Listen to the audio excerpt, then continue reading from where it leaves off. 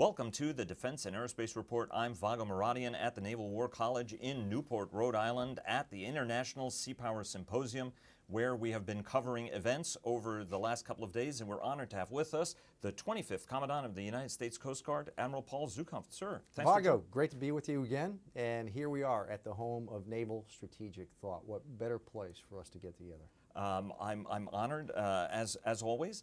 I wanted to start off, first congratulations on the bouncing baby new cutter. All 360 feet of it is something that's a go.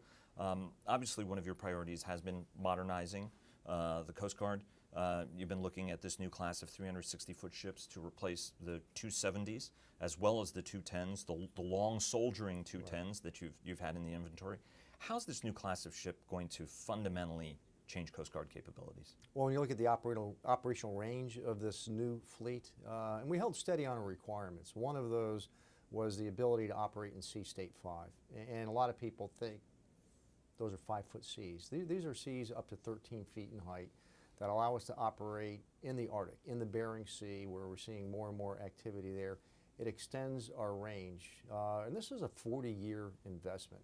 What is the world going to look like in 40 years? Are we going to be a coastal Coast Guard, or are we going to be a global Coast Guard? And what we're seeing right now, we become more and more of a global Coast Guard. And certainly this is a unique instrument of our national security objectives, not just here at home, but afar as well. What are some of the mission sets that you're looking at? Because one of the things that the Coast Guard traditionally used to do was to be far farther from America's shores than it's been over the last couple of years. What are some of the broader drivers that are pushing you farther and farther offshore? Well, if you look out, even 20, 30 years from now, the push-pull factors for illegal migration, we're seeing the biggest movement of refugees and migrants going back to the 1940s. I don't see an end of that in the near term, and so certainly this is an instrument of maritime security. And who is it that's trying to gain entry into our country to begin with? Organized crime is a $750 billion global enterprise. Does this eventually converge with terrorist activity? It's not the #1 security objective in the United States right now. When we look at going after transnational crime, terrorism is a high priority. We need to be mindful of those two converge. We need to up the pressure there as well. And then we just look at maritime governance, where we have competing claims for sovereignty. Do we approach that with naval forces, or do we approach that leaves us some room for incremental increases of force, but beginning with a Coast Guard approach first vis-a-vis a naval approach? As I look out, some of the challenges that loom on the horizon, but bearing in mind that we've become much more of a global Coast Guard with the unique authorities that are resident within our service. I want to talk to you a little bit about that in just a moment, but I want to ask you a modernization question first. If you look at the 410s, the Legend class, the cutters that you put in service, there were 8 to replace 12 of the Hamilton class cutters. It's great to know that there is another Hamilton back in the Coast Guard as a 410. That's one of the ships that's here on the sidelines of the symposium. But you worked hard to get the 9th ship into the budget. How many more of those ships do you think you can get into your budget? 9 really, 8 was our program of record. A 9th was a bonus. But that's why the offshore patrol cutter was so critical to fill the other gap. That offshore patrol cutter is a quantum leap forward from our 210 and 270-foot medium endurance cutters. In fact, when you look at the capability of these ships, very similar to the old Hamilton-class cutters. They displace more water, but they really do provide the seakeeping, the habitability, the space, weight, and power to be able to meet emerging technologies as we look 20, 30 years out from now.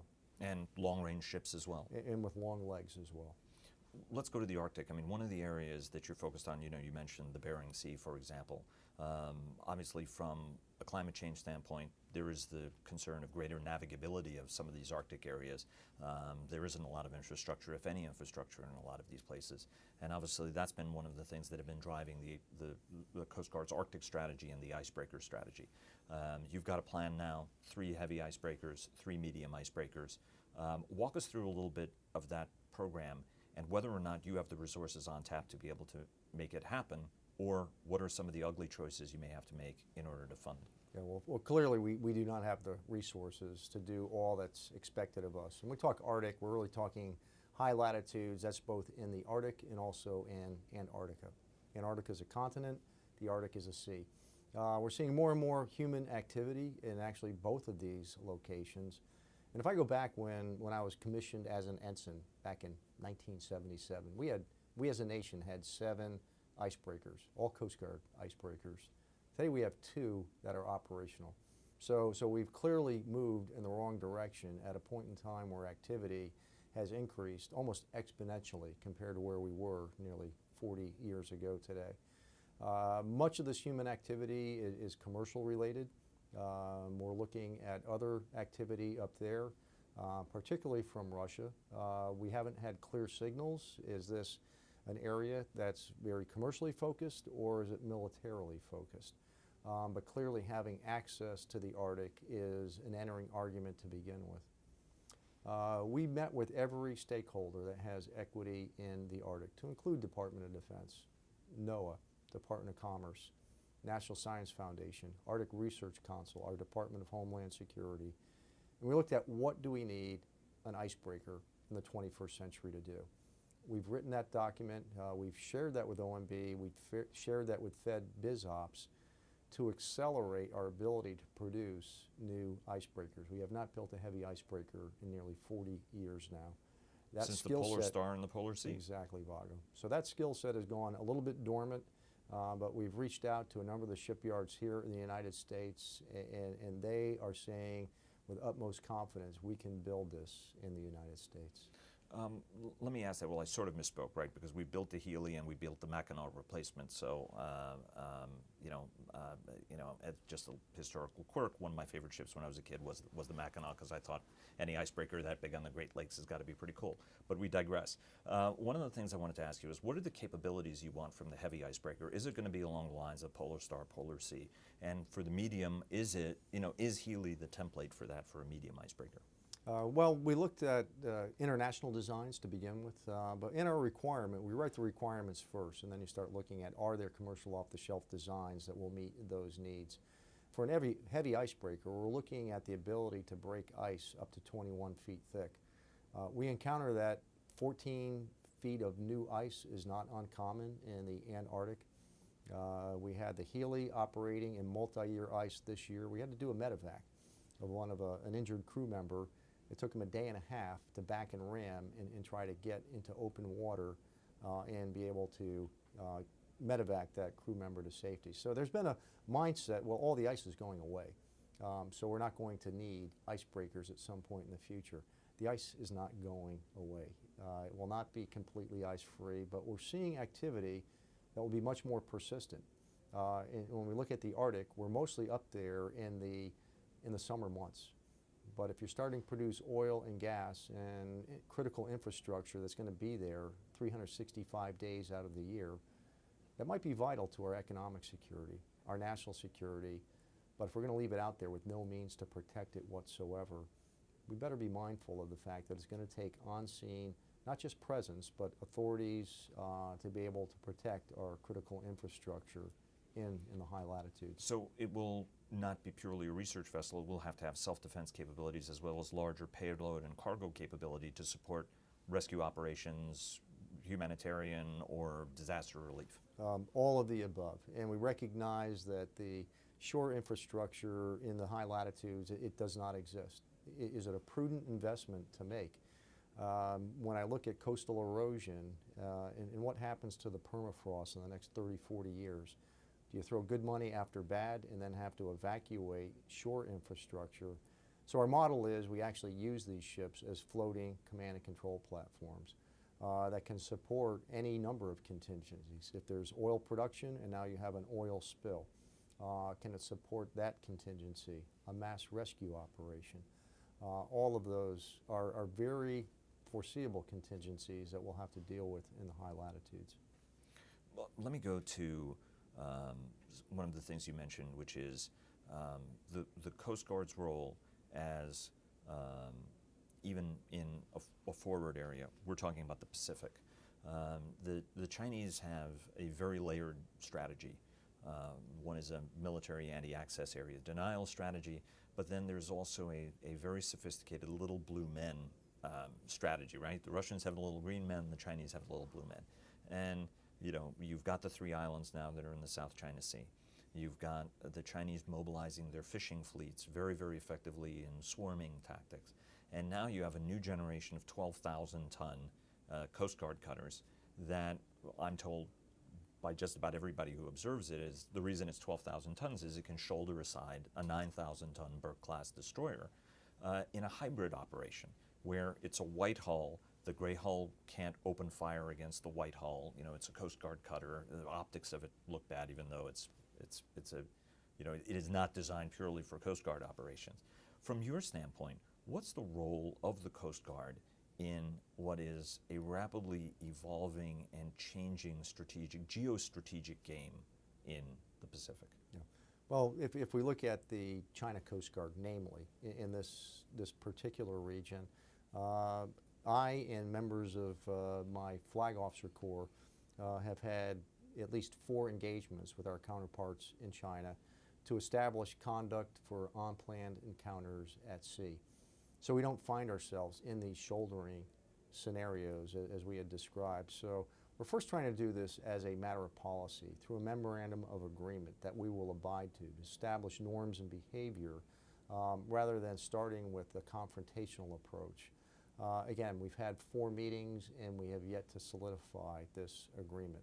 But we'll continue to persist at that. We have a policy right now that is one of being cautious of any escalation and use of force. And so that will be a policy that will be revisited, I would expect, with another administration. Do we maintain the status quo? It's my responsibility to provide options. And one option would be to look at a very similar model. Do we look at Coast Guards that are leading the front, if you will, recognizing that there is escalation, then perhaps it's a gray hull. But to avoid those gray hull, white hull interactions, as you had alluded to, and make it a white hull governance approach first and foremost before we take this to a higher extreme.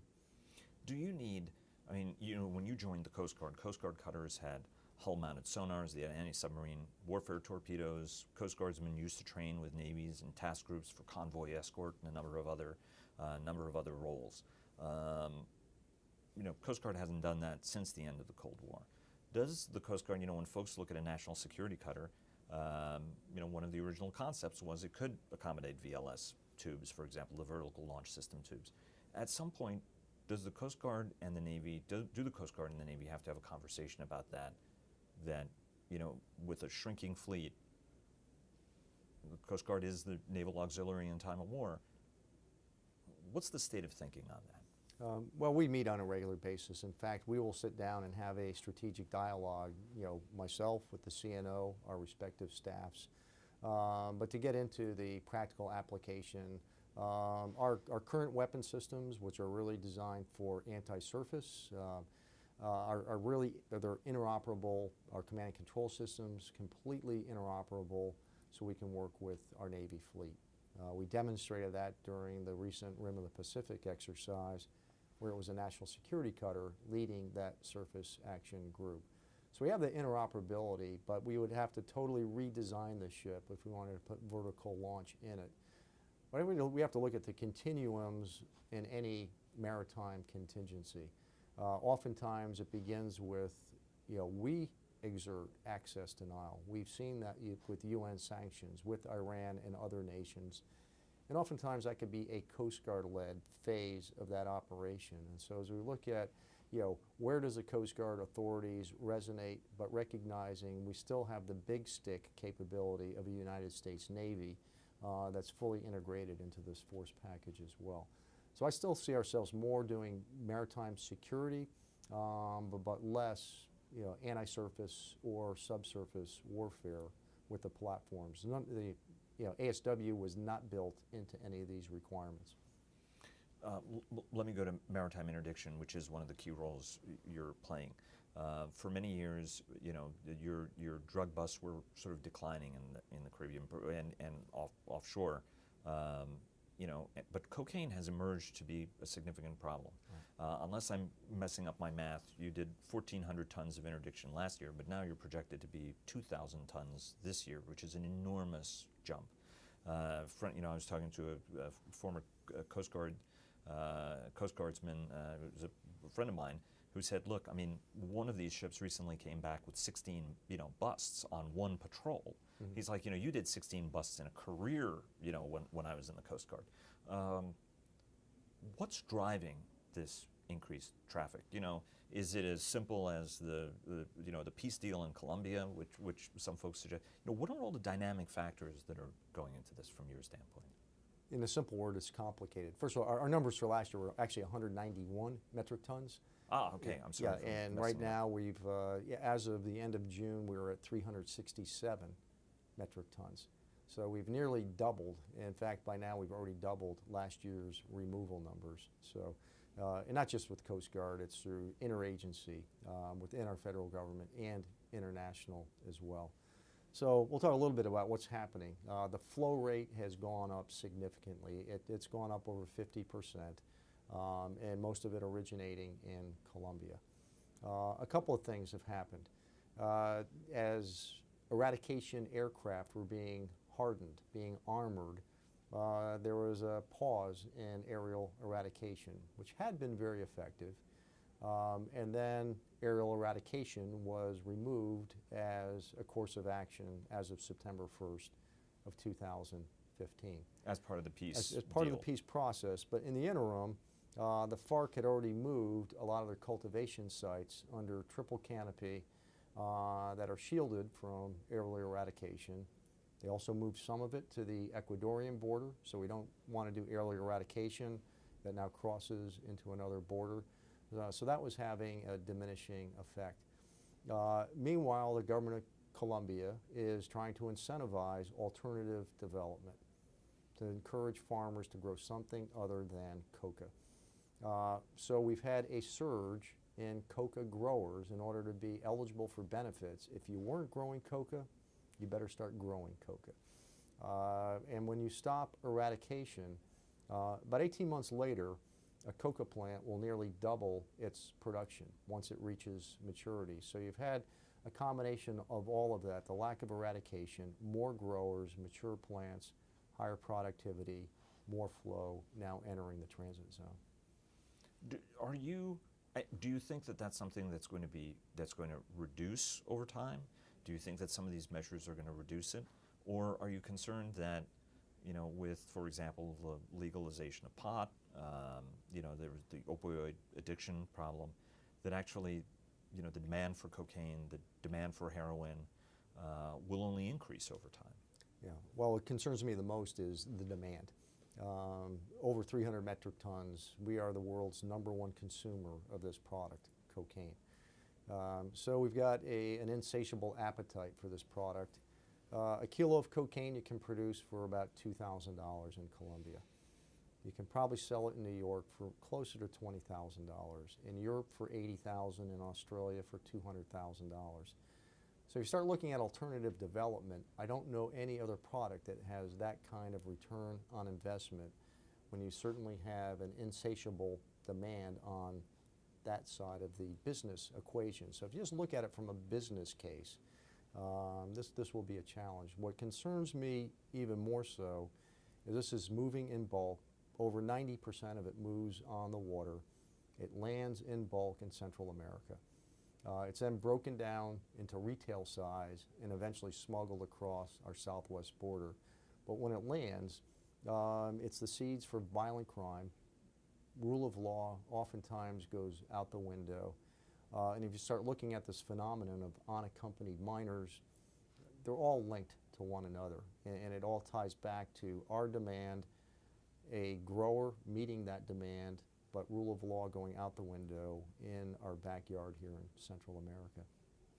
From a cooperation standpoint, when we're obviously in an important international maritime seapower cooperation forum, talk to us a little bit about your philosophy and the kind of international strategic relationships you want to build because your life is affected by things that happen in the ground 3, 4, 5,000 miles away, 10,000 miles away from the United States.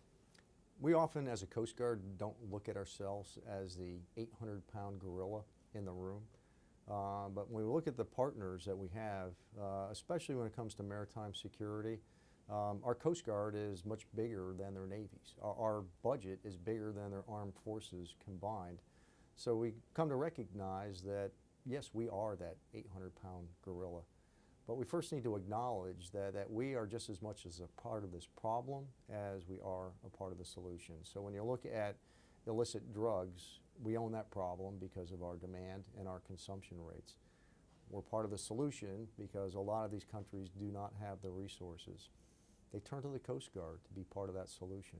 40 bilateral agreements with source and transit zone countries that allow us to go into their territorial sea, use up to deadly force to stop drug smugglers before they bring their product ashore. Very novel approach. Now, if you're a U.S. citizen, you'd say, well, that's most righteous. But if you're a U.S. citizen and you're sitting off a coast of the United States and you see a U.S. recreational boat running at a high rate of speed, and then out of nowhere comes a foreign helicopter with machine gun fire, and now a sniper shooting out that outboard, would you be outraged by the optics of that event? I would suggest you would be. We used this very same tactic over 46 times last year. And most of these individuals that we interdicted were prosecuted back here in the United States. Over 700 smugglers brought to the United States for prosecution last year, with a prosecution rate of over 98%. So it really gets back to that, are we the 800-pound gorilla, or are we there to extend that olive branch, owning a sense of responsibility, and closing some of the gaps and seams that exist within our partner nations. From a human interdiction standpoint, we mentioned earlier in the conversation that we've had the largest migration flows since we had, certainly since World War II.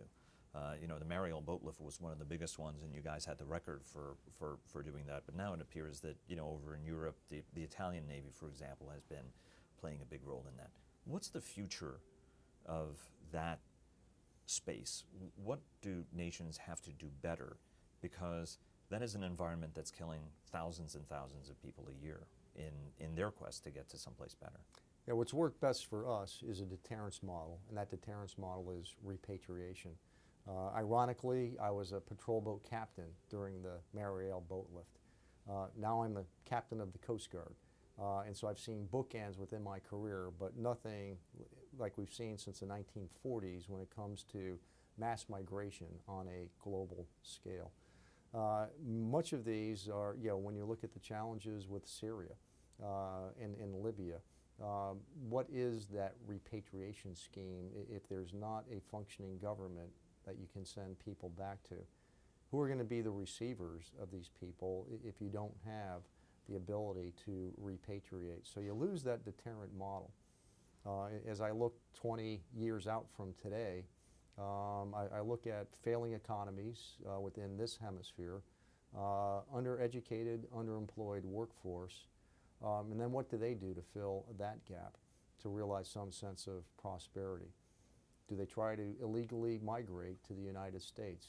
Do they engage in illicit activity, or is it a combination of the two? But if you start looking at the unequal distribution of wealth, failing governments, fragile governments, and there are a number of them out there, as a realist, I just do not see tranquility breaking out across the land. And what is the impact on 7.4 billion people that share this place called Mother Earth? Speaking of Mother Earth, you just got back from Greenland, and you've spoken about that as really just very much of a changing experience for you. What are some of the things that you saw and experienced there that have concerned you as much as they did? Well, we've heard the word climate change get used in different fora.